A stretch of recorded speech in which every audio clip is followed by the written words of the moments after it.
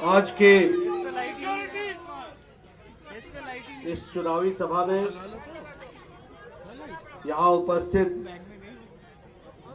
हम सबके बीच में बहुत ही लोकप्रिय प्रत्याशी आदरणीय बहन श्रीमती सविता कपूर जी हमारे इस चुनाव में यहाँ सभा में उपस्थित हमारे महापौर श्री सुनील उनियाल जी, हमारे चुनाव के संयोजक उदय सिंह जी, सह संयोजक हरीश कोहली जी, महानगर के अध्यक्ष श्री सीताराम जी, हमारे कृष्ण कुमार सिंगल जी, बबलू बंसल जी, विजेंद्र जी, नुपुर शर्मा जी, राष्ट्रीय प्रवक्ता राजीव जेटली जी, विनय रोटोला जी, आदित्य चौहान जी, विनय गौतम जी, रत्ना सिंह जी, यहाँ सम्मानित मंच और इतने हर्षोल्लास के साथ, जोश के साथ, इतनी ठंड में गर्मजोशी के साथ उपस्थित देवियों और सज्जनों,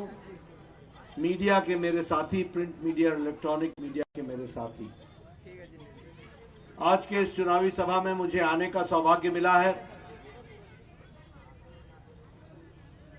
मैं कपूर साहब के इस दुनिया में न रहने के पश्चात मुझे इस क्षेत्र में पहली बार आने का मौका मिला। मुझे वो याद भी आ रहे थे क्योंकि उनके साथ मेरा संबंध दशकों का संबंध था। ऐसे हमारे कपूर साहब जिनको मुझे याद है कि कई चुनाव में मुझे उनके साथ काम करने का मौका मिला और उनके चुनाव में मुझे यहाँ जुड़ने का मौका मिला। पिछली बार चुनाव प्रभारी था मैं, तब भी उनके लिए चुनाव में आया था, तो मुझे उनकी यादें तरोताजा हो रही थी। किस तरीके का व्यक्तित्व था जो सबको साथ लेकर मृदुभाषी, काम में तल्लीन, और उन्होंने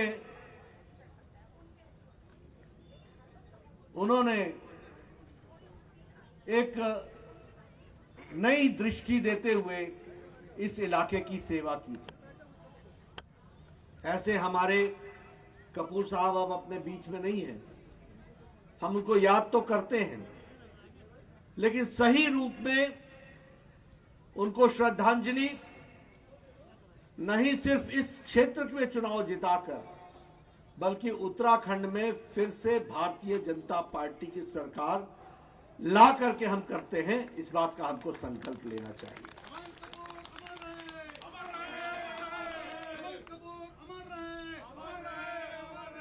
मित्रों, मुझे आने में देर हुई है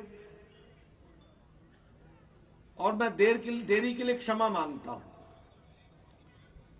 और मुझे ज्यादा दुख इसलिए होता है कि देर मेरे कारण नहीं होती, देर व्यवस्थाओं के कारण होती है। अब आप ये लिखते ही नहीं है कि हेलीपैड से लेकर के यहां तक का डिस्टेंस 25 किलोमीटर है, तो मैं उड़कर तो आता नहीं, आना तो सड़क से ही पड़ेगा। लेकिन फिर भी मैं अपनी गलती मानते हुए आपसे क्षमा मांगता हूं। लेकिन आपका ज्यादा समय नहीं लूंगा क्योंकि मुझे मालूम है ठंड काफी है और आप लोगों ने अपने पॉकेटों में हाथ डाल लिया है। तो पॉकेट में हाथ डालने के बाद उत्साह आना थोड़ा कठिन भी होता है, लेकिन फिर भी मैं कुछ मूल बातें आपके सामने रखना चाहता हूं। पहली बात तो यह है कि मुझे टपकेश्वर जी के मंदिर, जो प्रसिद्ध मंदिर यहां का है, उसको नमन करते हुए मैं अपनी बात शुरू करना चाहता हूं। यह पुण्य भूमि, यह वीर भूमि, जिसने देश में एक अध्यात्म की दुनिया में भी और सुरक्षा में वीरता की दुनिया में भी इसने एक अपना स्थान बनाया है। ऐसे पवित्र स्थान पर मुझे आने का मौका मिला है आप सबको मैं नमन करता हूं और आपसे आशीर्वाद लेकर के अपनी बात प्रारंभ करता हूं। मित्रों, भारतीय जनता पार्टी को वोट क्यों देना, इसके बारे में हमको स्पष्टता होनी चाहिए। ये ठीक है कि सविता जी को हम विधानसभा में भेजेंगे, लेकिन सविता जी को विधायक बनाना यही हमारा उद्देश्य है क्या? हमारा उद्देश्य सविता जी को भेज करके उत्तराखंड में मोदी जी ने जो विकास की गंगा बहाई है, जिसको पुष्कर सिंह धामी बढ़ा रहे हैं, उसको मजबूती प्रदान करना है। यह हमारा उद्देश्य होना चाहिए। और मैं जब भी जाता हूं तो मैं देखता हूं सब लोग अपने इलाके में मैंने क्या किया इसकी चर्चा करते हैं। यह भारतीय जनता पार्टी का ही नेता या कार्यकर्ता होता है जो अपनी रिपोर्ट कार्ड लेकर के डंके की चोट पर जनता के बीच में जाके कहता है कि ये मैंने कहा था, ये मैंने किया है। इस तरीके की ताकत हम देते हैं।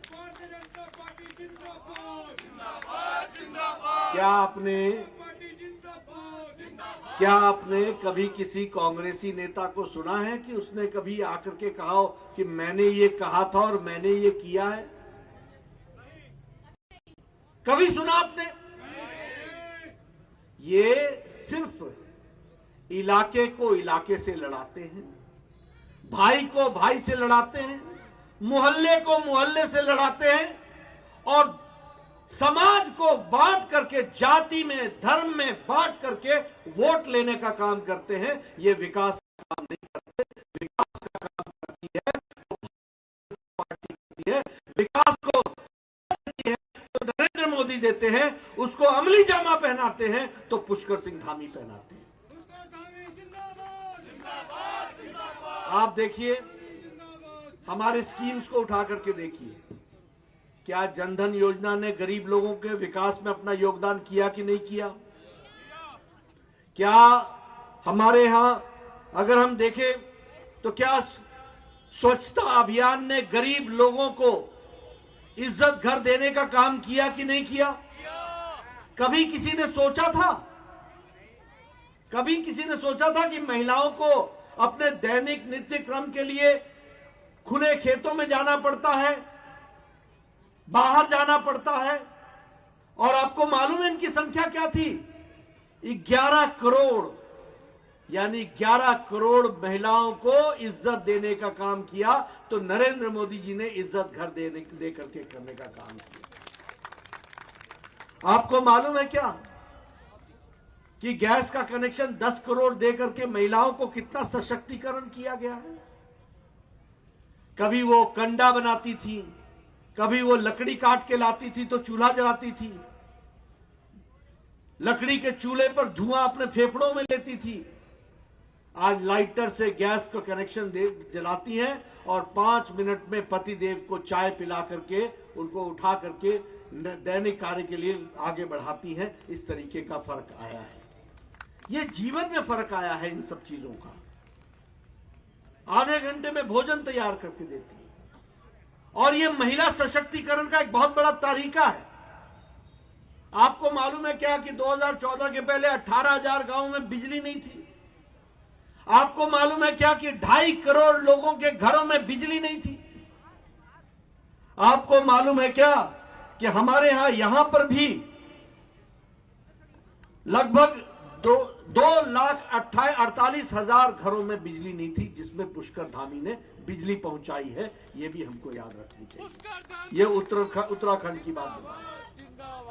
आपको क्या मालूम है कि 2017 से पहले कोई भी इलाज के लिए सरकारी व्यवस्था नहीं थी। अगर गरीब आदमी को कैंसर हो जाए तो उसका मकान बिक जाता था। अगर किसी गरीब आदमी को हार्ट का ऑपरेशन कराना पड़ जाए तो उसकी खेत बिक जाते थे, उसका इलाज नहीं हो पाता था। लेकिन प्रधानमंत्री जी ने आयुष्मान भारत लगाकर और पुष्कर धामी जी ने अटल आयुष्मान भारत की योजना को लगाकर 5 लाख का हेल्थ कवर हर एक साल, यानी साल भर में 5 लाख रुपए का इलाज का मुफ्त व्यवस्था की गई और गंभीर बीमारियों से लड़ने की व्यवस्था की गई। ये हमको याद रखना चाहिए। ये सारी बातें आपके सामने मैं इसलिए बता रहा हूं कि किस तरीके से विकास के, गरीब आदमी की, आम आदमी की, बुजुर्गों की, महिलाओं की चिंता की गई, इसका हम रूप आपके सामने रखना चाहते हैं। ये हम आज देहरादून के बाजार में यहां पर खड़े हैं। ये वीर भूमि रही है, सैनिकों की भूमि रही है। सैन्य धाम बनाने के लिए मोदी जी का इंतजार क्यों करना पड़ा? क्यों कभी कांग्रेस के नेताओं को ध्यान में नहीं आया कि सैन्य धाम यहां बनना चाहिए? क्या कारण है कि 1971 में जिन लोगों ने 1 रैंक 1 पेंशन की मांग की थी, उनको 2014 मोदी जी का इंतजार करना पड़ा 1 रैंक 1 पेंशन के लिए, और 1 रैंक 1 पेंशन दिया तो 48,000 करोड़ रुपए दे करके आदरणीय मोदी जी ने दिया। यह भी हमको याद रखना चाहिए। और उत्तराखंड में भी लगभग 1,16,000 सैनिकों को 1 रैंक 1 पेंशन पहुंचाई गई। 4 धाम, बद्रीनाथ, केदारनाथ, यमुनोत्री, गंगोत्री, 900 किलोमीटर की सड़क, 12,000 करोड़ रुपए खर्च होना, एक तरीके से विकास की एक नई योजना बनाना, इंडस्ट्रीज का आना, और इसके साथ साथ यहां पर इंस्टीट्यूट्स का आना, लॉ यूनिवर्सिटी का बनना, बाकी इंस्टीट्यूट्स का आना, ये सारी बातें बताती हैं कि विकास के दृष्टि से किस प्रकार से काम चल रहा है।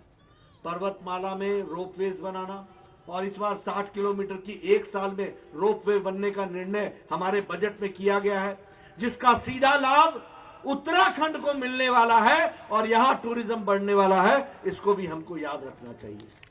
एक्सप्रेसवे, हाईवेज, इसके भी काम को आगे बढ़ाने का काम किया गया है। मित्रों, मैं गिनाने के लिए बहुत कुछ गिना सकता हूं, लेकिन आपका ज्यादा समय न लेते हुए मैं सिर्फ इतना ही कहना चाहूंगा। अब यहां पर कोस्ट गार्ड का रिक्रूटमेंट सेंटर बन रहा है, नेशनल लॉ यूनिवर्सिटी बन रही है, centre for excellence for national fibre Almora में बन रहा है। उसी तरीके से प्रधानमंत्री ग्रामीण सड़क योजना में आपके यहां 250 से नीचे की आबादी के लिए भी पक्की सड़क पहुंचाने का काम नरेंद्र मोदी जी ने किया है। यह भी याद रखना चाहिए। स्पेशल कैटेगरी स्टेट में कांग्रेस के लोगों ने इसका नाम निकाल दिया था, उत्तराखंड को निकाल दिया था। आपने नहीं डिमांड की थी, क्योंकि उस समय हरीश रावत की सरकार थी और ऊपर केंद्र में मनमोहन सिंह की सरकार थी।